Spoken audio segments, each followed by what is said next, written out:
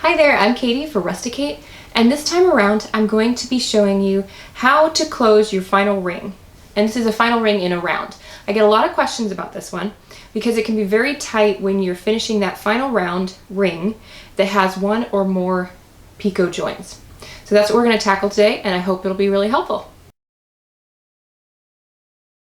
Okay, so I went ahead and threaded my needle with the standard amount, about 12 to 24 inches, and then I'm going to space my thread down again about 2 feet or 24 inches before I place the needle to start my tatting.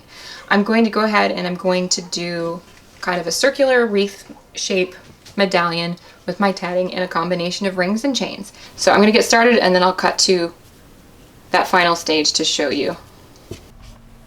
To begin with, I'm going to be making a ring, and the ring's going to consist of 3 double stitches and then a picot, 3 double stitches, picot, in repetition until there's a total of 5 picots, at which point I'll close the ring and then I will make a chain.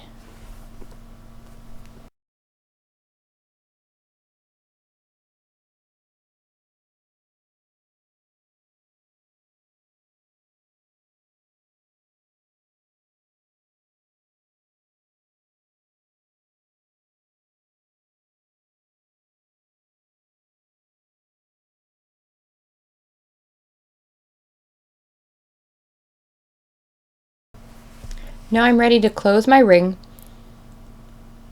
I'll then knot my thread, reverse my work, and then I'm ready to make my chain.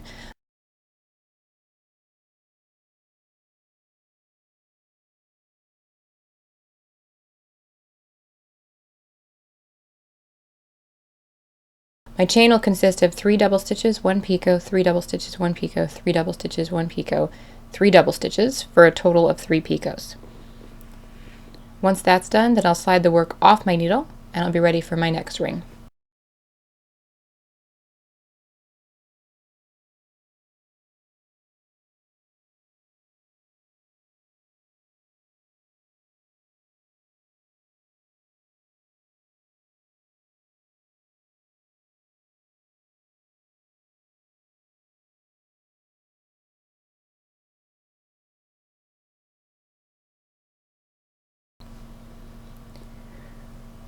For the next ring, I'm going to do the same count as previously. I'm going to do the 3 double stitches picot, 3 double stitches, but at that point I'm going to join it to the second to the last picot of the previous ring.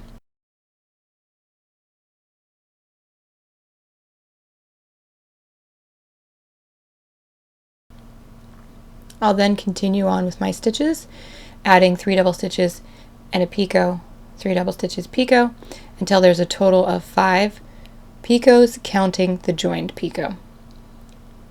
Then I'll finish it up with 3 double stitches to make it all even, remove my work from the needle, close my work, tie a knot, reverse my work, and start the next chain.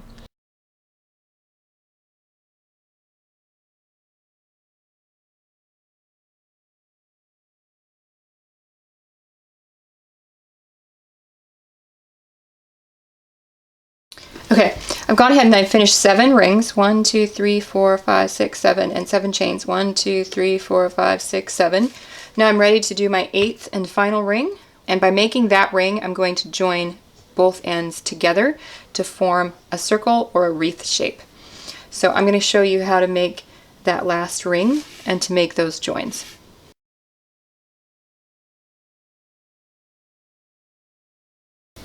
Do 3 double stitches, 1 picot, 3 double stitches,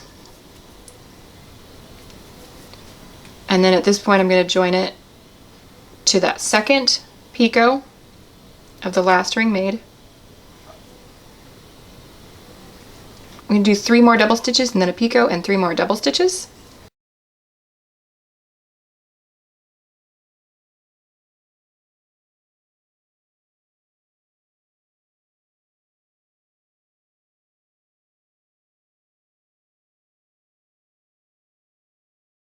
Then we're ready to attach to the second picot of the first ring made.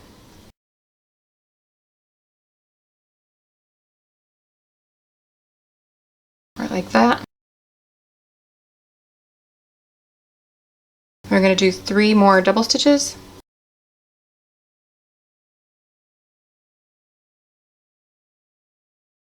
Picot,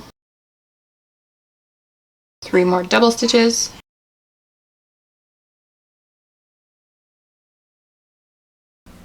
And then check it to make sure we've got the right count. We've got 3 double stitches picot, 3 double stitches join, 3 double stitches picot, 3 double stitches join, 3 double stitches picot, and 3 double stitches for a total of 5 picots separated by 3 double stitches each. That's when you count the joins as a picot.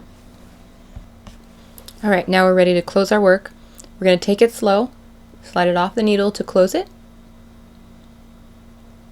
and then tie a double knot. Then we're going to make 1 more chain for our 8th chain. After we reverse our work, we will start by doing 3 double stitches, 1 picot, 3 double stitches, 1 picot, 3 double stitches, 1 picot, and 3 double stitches.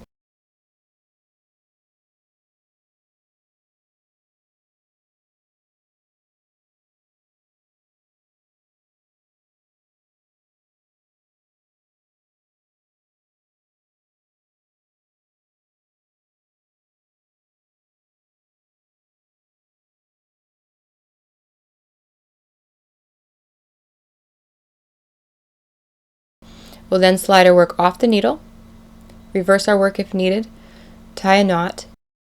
We're going to insert it at the top of that very first ring made, pull it through,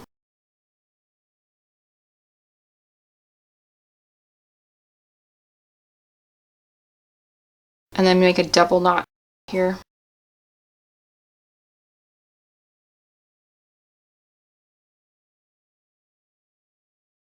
Right like that. Hide your thread ends, trim them again, and then lay this down and iron it. Now that this round is done and you're able to see how the join went together and the closing of the ring, I'm going to make a smaller round with a much tighter join and tighter close so that you can see how that can be done as well. For this one, we're going to do 4 large rings that are joined together.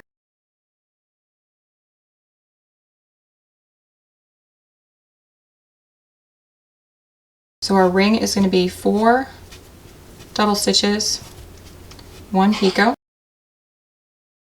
and then 8 double stitches,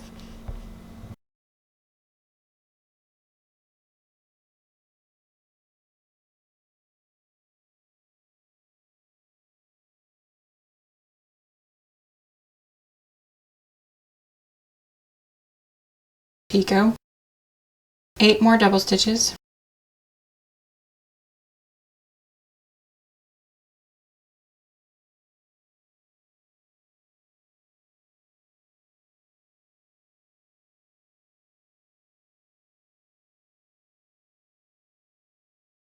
picot, and 4 more double stitches.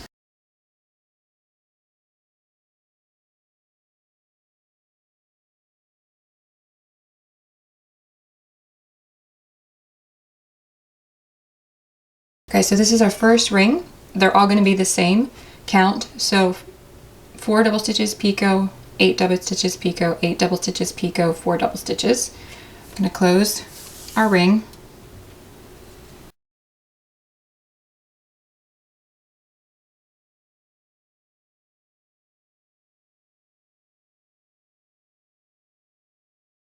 Shape it into a shape, make our knot. And then I'm going to make the next ring. For the next ring, after I make my 4 double stitches, I'll join to that last picot.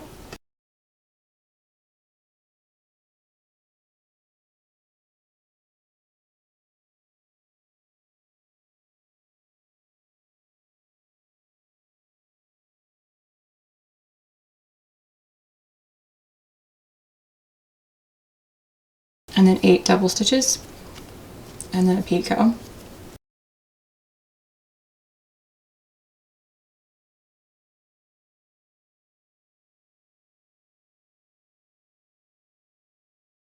and 8 more double stitches.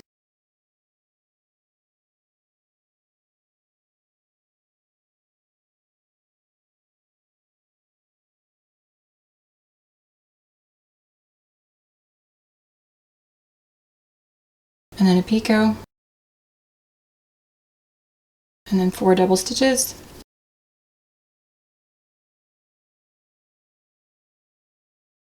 Right, like that. And then I'll close my work again.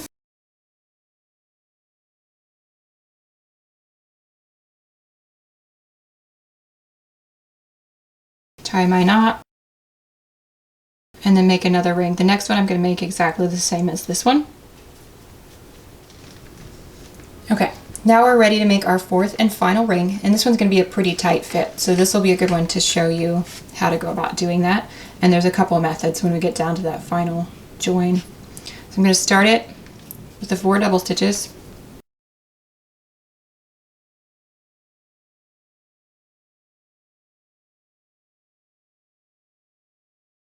Like that. I'm going to join to that last picot. I'm going to do my 8 double stitches and then my picot and my 8 double stitches again.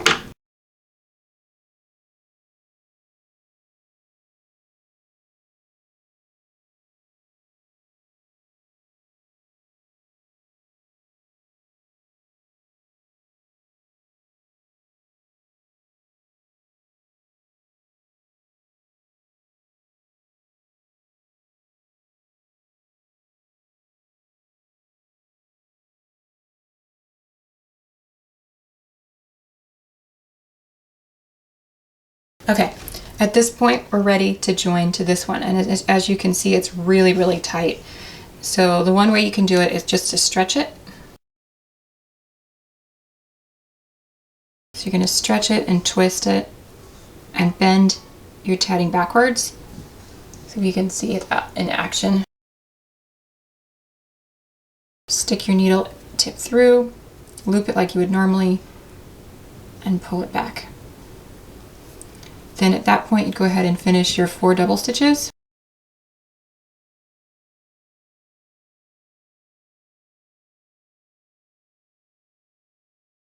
And then close your work.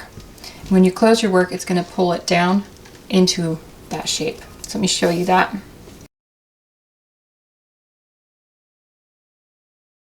Just going to all rotate.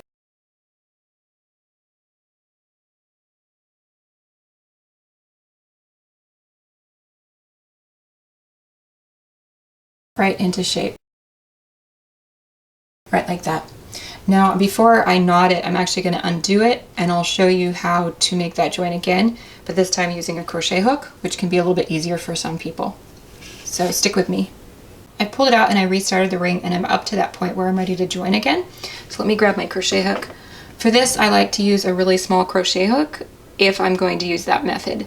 This is a 7 or a 1.65 millimeter, and I'm ready to join again. So I'm going to pull it. Again, I'm going to stretch, but instead of working it through with the needle, I'm going to reach through with the crochet hook. Hopefully you can see that. Pull that thread through with the crochet hook, and then put it onto my needle. Right like that. And then at this point, I'm going to finish it up with the 4 double stitches. And then close my work.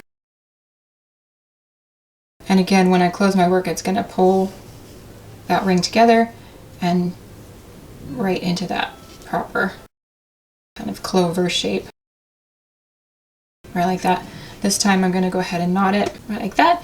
Then I'll cut my thread, hide my thread ends, trim the thread again, and iron it. I hope you enjoyed this video, and if you did, please like and comment below. It'd also be great if you subscribed if you haven't already. And when you do, hit that notification bell so you get notified of all new content.